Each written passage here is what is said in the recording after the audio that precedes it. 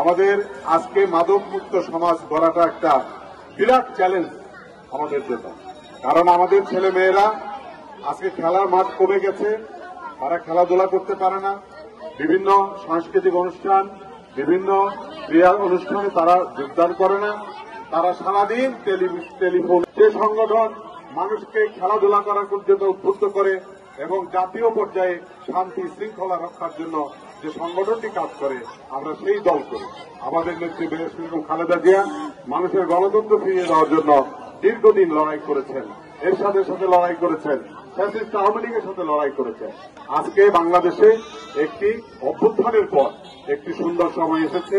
আমরা সবাই ঐক্যবদ্ধ থাকবো, আগামী নির্বাচনের জন্য আমরা প্রস্তুতি নেব, যাতে কোনো অশুভ শক্তি আর আমাদের এই সুন্দর সময়টাকে, সুন্দর আগামীটাকে যেন কেউ নষ্ট না করতে পারে, ধূলিসাৎ করতে না পারে, আমরা সে ব্যাপারে সজাগ থাকবো। তারা এখন চাচ্ছে নির্বাচনটাকে বিলম্বিত করতে, বাংলাদেশে একটা অন্য ধরনের শাসন ব্যবস্থা কায়েম করতে।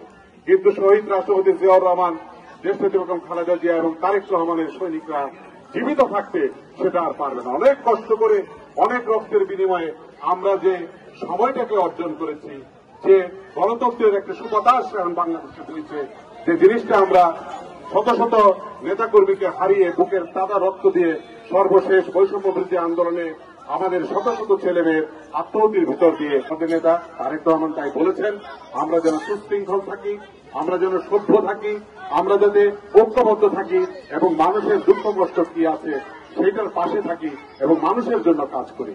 মানুষের জন্য কাজ শুধু নির্বাচনের আগে নয়, মানুষের জন্য কাজ নির্বাচনের পরেও করতে হবে। সেরকম নেতৃত্ব আপনাদেরকে বেছে নিতে হবে। আজকে আমি দীর্ঘদিন ধরে মির্জাপুরে রাজনীতি করছি, আমি দুইবার মনোনয়ন পেয়েও নির্বাচন করতে পারি নাই। আপনাদের সকলের কাছে দোয়া চাই, আগামী নির্বাচনে যেন আল্লাহ সুবহানাহু ওয়া তাআলা আমাকে কবুল করে এবং বাকি জীবনটা যেন আপনাদের জন্য কাজ করে আমি বাকি জীবনটা কাটাতে পারি। এর পর্যায়ে বলবো যে মাদক থেকে আমাদের দূরে থাকতে হবে।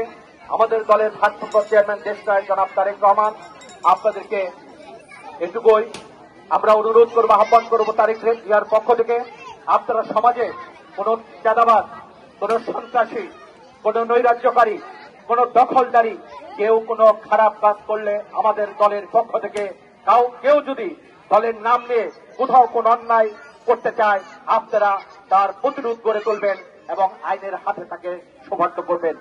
আমাদের দীর্ঘদিন আমরা পরাধীন ছিলাম, আমাদের বাক স্বাধীনতা হরণ হয়েছিল, গণতন্ত্র কেড়ে নেওয়া হয়েছিল, মানুষের ভোটের অধিকার কেড়ে নেওয়া হয়েছিল। আমাদের দেশনায়ক জনাব তারেক রহমানের নেতৃত্বে আমরা দীর্ঘদিন আন্দোলন সংগ্রাম লড়াই করে ফ্যাসিস্টের পতন ঘটিয়েছি। আমরা আগামী দিনে যে চক্রান্তমূলক ষড়যন্ত্র দেখতে পাচ্ছি তাকেও আমরা প্রতিহত করে দেশনায়ক জনাব তারেক রহমানের নেতৃত্বে, দেশনেত্রী বেগম খালেদা জিয়ার নেতৃত্বে এদেশের মানুষের আশা আকাঙ্ক্ষার সর্বশেষ যে ফল, যে গণতান্ত্রিক একটি রাষ্ট্র ব্যবস্থা, এবং তার জন্য আমরা মনে করি একটি সুষ্ঠু সুন্দর অবাধ নিরপেক্ষ নির্বাচনের দরকার। সেই নির্বাচনের মধ্য দিয়ে এদেশের মানুষের ভোটের অধিকার প্রতিষ্ঠিত হবে।